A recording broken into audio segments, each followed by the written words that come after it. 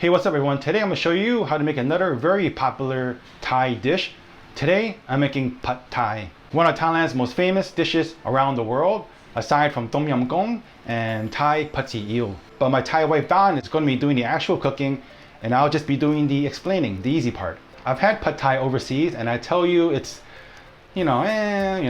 but the funny thing is, even in Thailand, it really is a hit or miss. So whenever my wife gets a chance to make Pad Thai at home, she does it because we know that we can do it just right. But first off, I'm gonna teach you how to pronounce this dish correctly.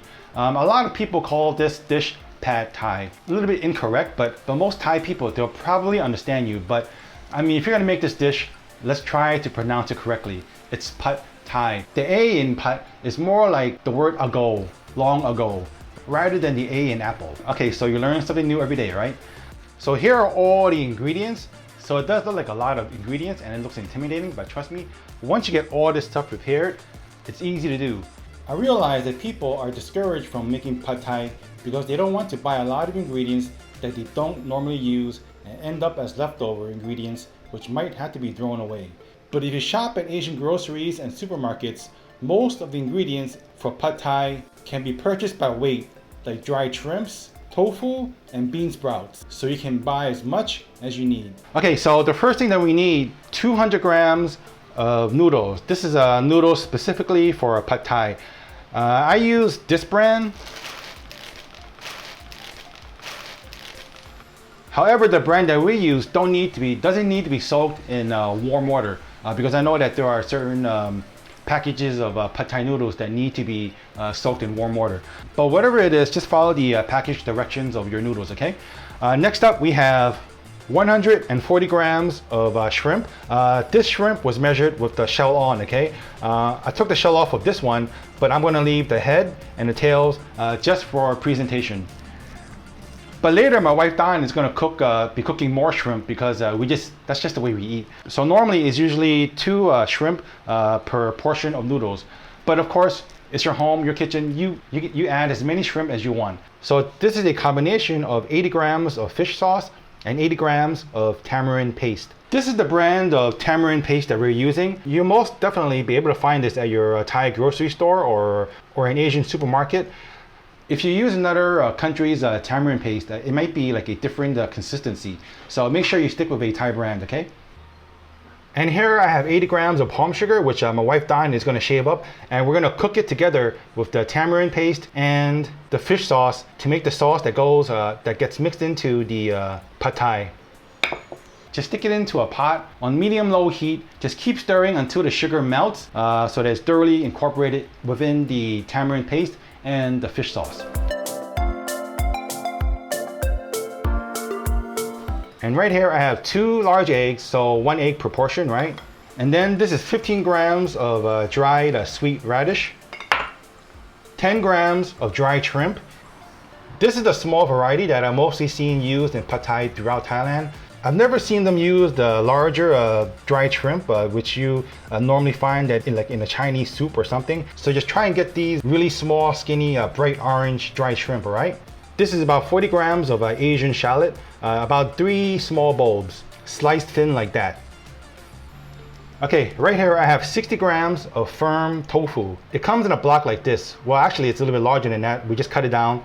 You want to use a firm tofu because it'll stand up better when you're stir frying this. And you just cut it up into little short rectangle blocks like that, all right? And here I've got 130 grams of bean sprouts, and I've got about 15 grams of garlic chives. So some of the garlic chives, my wife Don, she chopped up already, which would be added directly into the Pad Thai when cooking. And then these we reserve for as a side garnish. It's a traditional garnish for a Pad Thai. So I have some extra garlic chives around. And speaking about traditional garnish, this is a banana leaf. It's not the best looking one, it's just the one that we got. A whole banana leaf is like long and spherical looking, and we just cut it up and we just sliced it up into this shape. To clean it, Don just dumped it in some water and just used lime to just clean it. And so this is how it looks.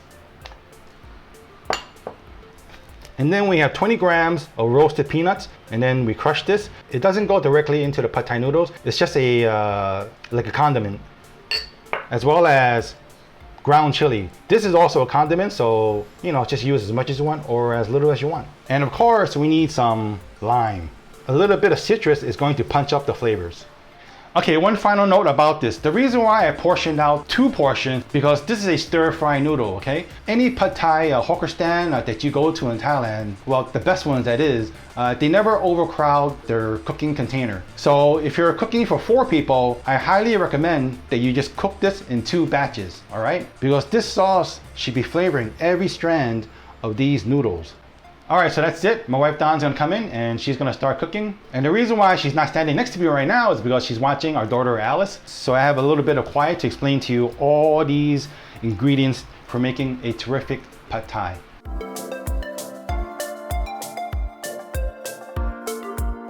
So remember, always cold oil to a hot pan. So what are we gonna cook first? Shallot.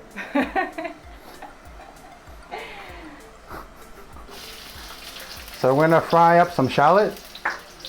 You can talk too. Tofu.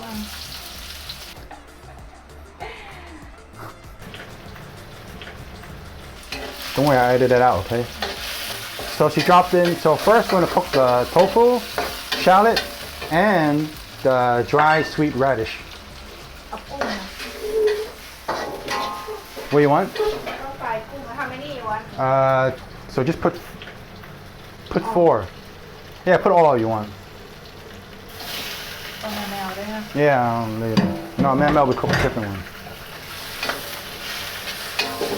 So like I said before, normally per portion is just 2 shrimp. So it'll be 2 shrimp per noodle order, but you know, it's our home. We're gonna add a little bit more shrimp. It smells really good now. So we're just gonna cook and make sure the shrimp is cooked on both sides.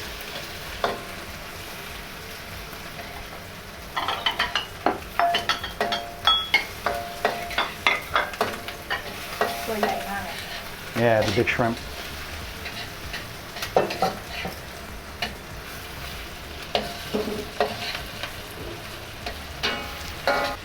And now she's just gonna remove the shrimp. The reason why we don't cook the shrimp from start to finish is because if you do that, the shrimp is going to overcook. Shrimp overcooks very easily. Okay, next we drop in the noodles.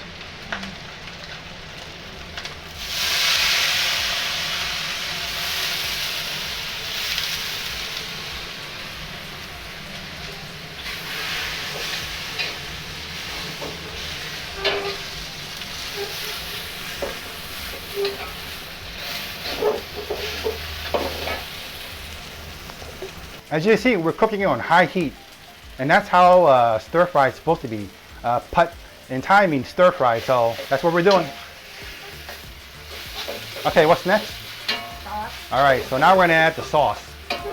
Now here's something that Dawn recommended at last minute. She says that you should reserve 3 tablespoons of this sauce, that the sauce might be too strong. But at the end, when she's finished cooking Pad Thai, she's gonna taste the noodles, and you should too. You can taste the noodles, and if you feel that you need more flavors, then it is not too late to add more of this sauce.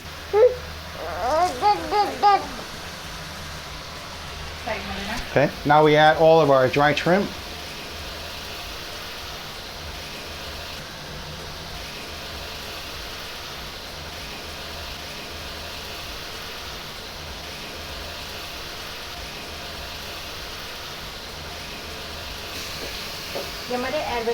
Okay, okay.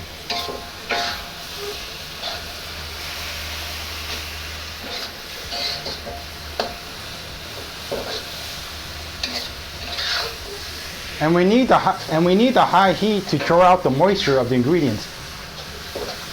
When there's less moisture in ingredients, the flavors come out more. Right, Alice?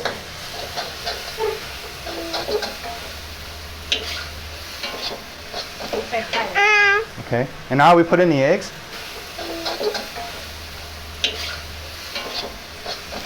noodles aside and then add the eggs.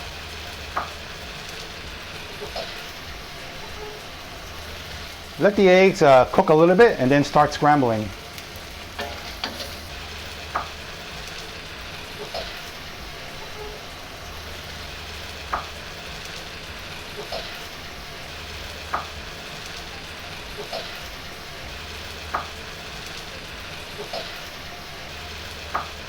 When it looks a little bit dry, you can add some oil.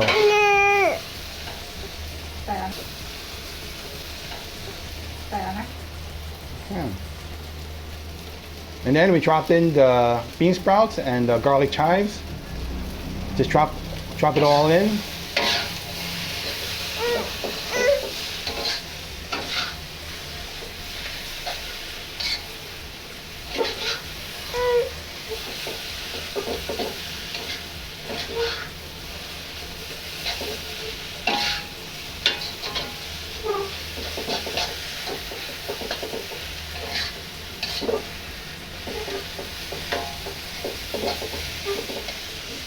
Now that it's almost done, we can turn the heat down to a medium.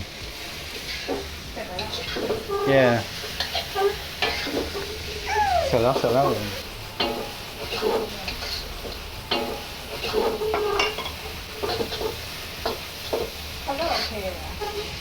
when you finish cooking, just turn off fire, okay?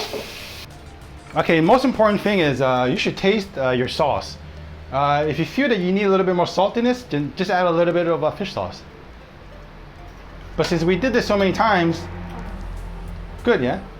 But because we did this so many times, we know the sauce ratio. Okay, here we are.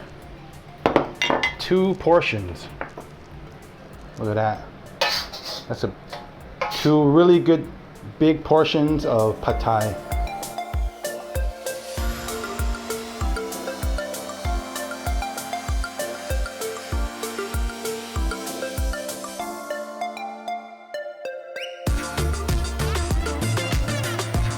And finally, some lime. The lime citrus flavor is going to really punch up the flavor on Pad Thai.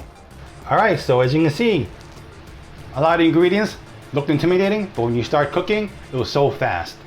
I like to add a little bit of extra lime, some chili flakes, more peanuts. I can smell the sourness from the tamarind sauce. It kind of makes you salivate. There you go. And the shrimp that is perfectly cooked. Oh. Garlic chive and some banana leaves. So not a lot of people like these, but I'm telling you, if you have a problem in the toilet in the morning time, if you know what I mean, this will solve your bowel movement problems. So as you can see, it's very easy to make. I know there's a lot of ingredients, so I suggest why not have a Pad Thai party, right?